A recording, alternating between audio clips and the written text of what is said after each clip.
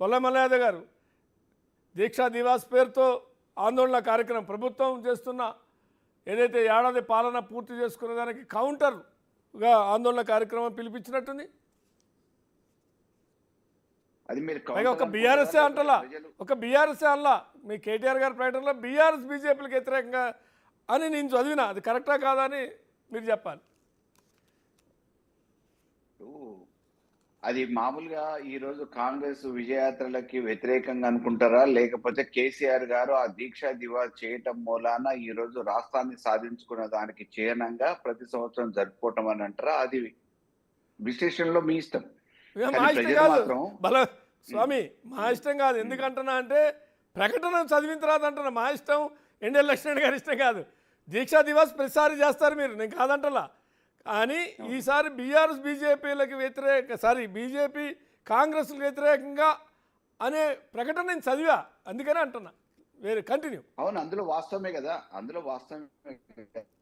మేము ఏమంటున్నాం అంటే సాధించుకున్న దీక్షా దివాస్ ద్వారా కానీ, సత్యాగ్రహాల ద్వారా కానీ, దీక్షల ద్వారా కానీ సాధించుకున్న ఈ తెలంగాణ ఆగం చేయడానికి ఇచ్చిన హామీల్ని మర్చిపోయి ఇవాళ విజయోత్సవాల పేరు మీద ఈ తెలంగాణ ప్రజానీకాన్ని ఇబ్బంది పెడుతున్న పరిస్థితులలో కాంగ్రెస్ కి బీజేపీకి వ్యతిరేకంగానే మా పోరాటం అవుతుంది. దానికి సంబంధించే దీక్ష దివాస్ చేస్తున్నాం, అందులో ఎక్కడ అనుమానం లేదు, ఇబ్బంది లేదు. రెండోది, మామూలుగా ఈ రోజు జరుగుతున్న పరిణామాలలో విజయోత్సవాలు దేనికి చేసుకుంటున్నారు అనేది కూడా ప్రజల గురించి ఆలోచించాలి కదా. ప్రజలు ఏమనుకుంటున్నారని, మీరు ఇచ్చిన హామీలు ఒక ఫ్రీ బస్ తర్వాత తప్ప ఇంకా ఏది అమలు కాలేదనేది స్పష్టం. ఈ రోజు ప్రజల్ని ఏ సామాన్యుని అడిగినా కానీ చెప్తా ఉన్నారు, మాకు ఇచ్చిన హామీల్ని ఆ రోజు మాట ఇచ్చిన దాన్ని నమ్మి మోసపోయినాం, ఓటేసినాం, ఇంతవరకు ఏం చేయట్లేదు కాంగ్రెస్ ప్రభుత్వం. ఈ రోజు కనీసం ధాన్యాన్ని కొనుగోలు చేసే పరిస్థితి ఈ రైతాంగం పట్ల వివక్ష చూపుతా ఉంది. ఆ పరిస్థితి ఈ ప్రభుత్వానికి లేదు అని. ఒకవైపు రైతు బంధు రాలేదు, రెండో వైపు రుణమాఫీ కాలేదు. ఈ రెండు కాకుండా మూలిగే నక్క మీద తాటి పండు పడ్డట్టు ఈ రోజు ధాన్యం కూడా కొనుగోలు చేయకుండా తాలు పేరు మీదనో ఇతరాత్ర పేరు మీదనో మిల్లలు ధాన్యాన్ని చూసుకుంటున్నారు, మమ్మల్ని ఇబ్బంది పెడుతున్నారు అని చెప్పేసి రైతులు రోజుకు ఒక దగ్గర వీడియోలు తీసి పెడతా ఉన్నారు. అది ఎవరో ప్రయత్నంగానో బలవంతంగానో చేస్తే జరుగుతున్నది కాదు. మేమేమంటున్నాం, ప్రజలు మీకు మంచి విశ్వాసంతోనే అవకాశం ఇచ్చారు.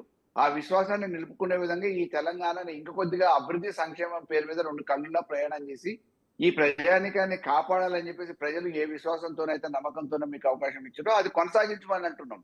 కానీ కేవలం మీరు ఢిల్లీ యాత్రలతోనో, లేకపోతే కేవలం ప్రగల్భాలతోనో, లేకపోతే కేవలం ఉపన్యాసాలతోనో కాలక్షేపం చేసి ప్రజలకి మేము ఏం చేయకుండా శాంపుల్ గా ఒకటి చేసినాము కాబట్టి ఇక మిగతా అన్ని చేసినాం అని చెప్పి అనుకోరి అని చెప్పేసి అదేదో సినిమాలో మామూలుగా కోడిని కట్టేసి అది అనుభవించినట్టు కోట శ్రీనివాసరావు సినిమా ఈ రోజు కాంగ్రెస్ కు మంచి నువ్వు కూడా మాట్లాడదు అయినా మాట్లాడదు. నువ్వు కూడా నీకు అవకాశం ఇస్తారు పివి గారు, డెఫినెట్ గా నువ్వు చెప్పాలనుకున్నా చెప్పు. మధ్యలో ఎందుకు నేను మాట్లాడుతున్నప్పుడు మీరు మాట్లాడితే మళ్ళీ మీరు మాట్లాడుతున్నప్పుడు నేను మాట్లాడతాను. ఏది మాట్లాడుతున్నామో మీరు కరెక్షన్ చేసుకోండి, మీకు అవకాశం వచ్చినప్పుడు తప్పకుండా మీరు కరెక్షన్ చేసుకోండి అన్న, ఏమి ఇబ్బంది లేదు.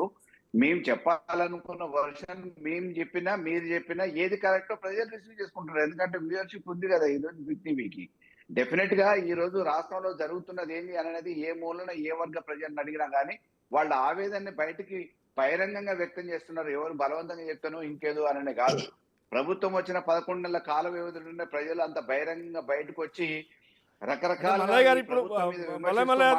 ఇక్కడ ఒక ప్రశ్న, అంటే మీరు 10 ఏళ్ళు సజావుగా పాలించి హామీలని అమలు చేస్తుంటే ప్రజలు కాంగ్రెస్కి ఎందుకు పట్టం కట్టి ఉంటారు అని అంటే ఏం చెప్తారు? అనేక ప్రభుత్వాలు మారినాయండి. మంచి చేసిన రామారావు గారు కూడా 1983లో సంక్షోభం జరిగిన 85లో మంచి చేసిన ప్రజలు ఓడిస్తున్నారు అనేనా అనుకోవాలా? మంచి చేసిన ప్రజలు అంటే మార్పుని సహజంగా పివి గారు మార్పుని సహజంగా కోరుకుంటారు, అది సహజ లక్షణం. వీళ్ళని కాకుండా ఇంకొకళ్ళకి అవకాశం ఇస్తే ఇంకా బెటర్ గా చేస్తారేమో, ఒక అవకాశం ఇచ్చి చూద్దాము అనేది మన ప్రజలలో ఉన్న ఒక సహజమైన లక్షణం. అది ఈ రోజు మామూలుగా కాంగ్రెస్ స్వాతంత్రం తీసుకొచ్చింది అని అన్నారు. కాంగ్రెస్ తర్వాత ఎన్ని ప్రభుత్వాలు మారలేదు? దేశంలో కూడా ప్రభుత్వాలు మారినాయి కదా. కాబట్టి ఒకళ్ళు బాగా చేసారు కాబట్టి వీళ్ళనే ఉంచుదాం అనేది కాకుండా కొత్త వాళ్ళు కూడా ఒక అవకాశం ఇచ్చి చూద్దాం, వాళ్ళు ఇంతకంటే మెరుగ్గా ఏమైనా చేయగలుగుతారేమో అనే ఒక అవకాశం కోసం ప్రజలు సహజంగా మార్పును కోరుకుంటారు. ఆ మార్పులో భాగంగా మన జరిగింది సహజంగా మార్పు చూస్తున్నారు.